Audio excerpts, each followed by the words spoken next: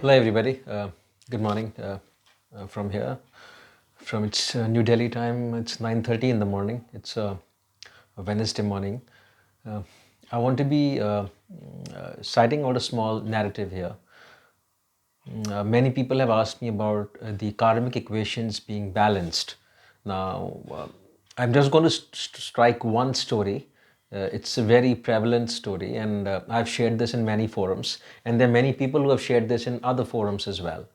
Now, once you come across this entire question on how the karmic equations get balanced, how the karma has been ordered, if you do wrong to something, does something come back, and all these things would get nullified. So I'm going to keep it very short and precise. I don't want to take much of your time. So there was a thief who was a very profound thief in this area, and his skills were phenomenal. You could just rob a house and people will not come to know.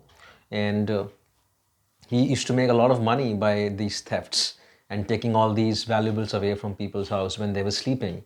And he was a specialist while getting the theft done in the night time, no matter how secure you make the house. He was also aware of the fact, very intelligent guy, also aware of the fact that he was growing old. And he wanted to pass on this skill to his son. He wanted to skill his son. So he started training and coaching his son to rob a house in the night hours. And his son also was lured on the skills that he was offloading to him. He coached and trained his son for consecutive 5 years. And after 5 years, he gave his son an opportunity to go and rob a house. And his son was thrilled because that was his test of all these years. And he wanted to become a profound thief like his father. So the night arrives, and he's been guided to a house which is quite wealthy. And it's nighttime, around 12 o'clock in the night. And the father says, now you go and do the needful. You have all the skills which are loaded from me to you over these 5 years. And his father goes and relaxes in his house. The sons leave for the robbery, and with a lot of excitement, and he's quite sure and that he's going to do his job pretty well. Before he had left, his father gave him two instructions. He said that do it very skillfully, very silently, and make sure that nobody watches you, and rest, it'll be fun. Just these two instructions: use your skills and nobody watches you. And he leaves for his job. Some time passes, the father's relaxing, and he's quite sure of his son's skills and about his training and coaching, that he is going to be one of the best thieves after him. Couple of hours passed. Now father starts getting tense and his mind is on overdrive. Another couple of other hours pass. Father gets out of the home and starts searching on the street, but he couldn't find his son. And once he returns back at home, he sees his son sitting on a chair. And he asks his son that were you caught or were you in trouble? That what took you so long? He found his son crying miserably, and his son said, neither I was caught and neither I was in trouble. I also managed to rob the valuables from the house that you showed me. But one thing I couldn't do, what you instructed me to do. And that was, you gave me an instruction that nobody watches me. But when I took the valuables out of the house and I was walking back towards my own house, the moon watched me, the stars watched me,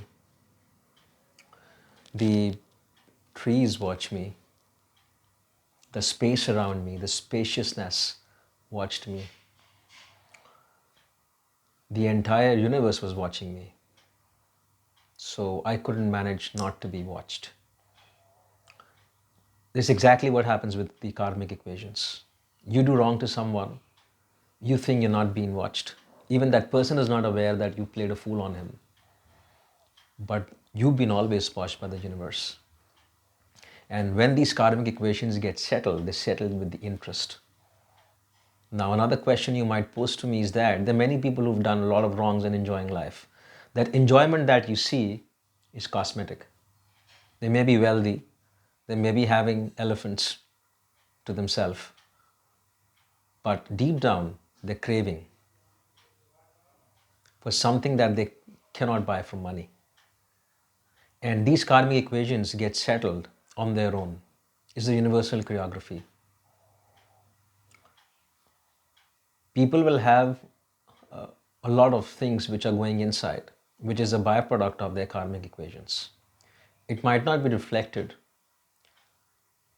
on their faces, but my only submission before I close is there is no depth in the universe which doesn't get paid in equated to the karmic act.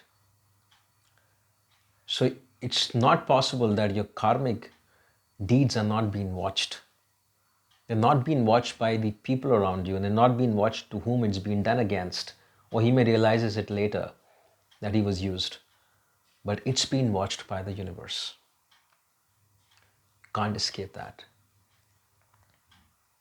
And your true power, which is your true power, will let you know what you're doing is right or wrong.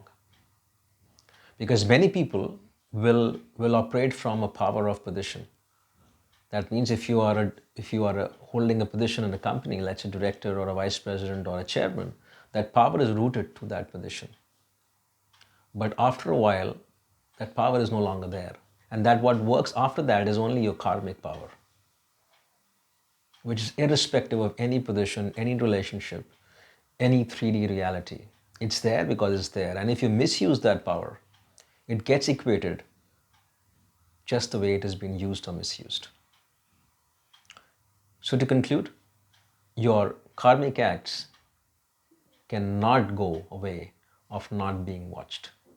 They're always being watched by the universe because you are the extension of the universe.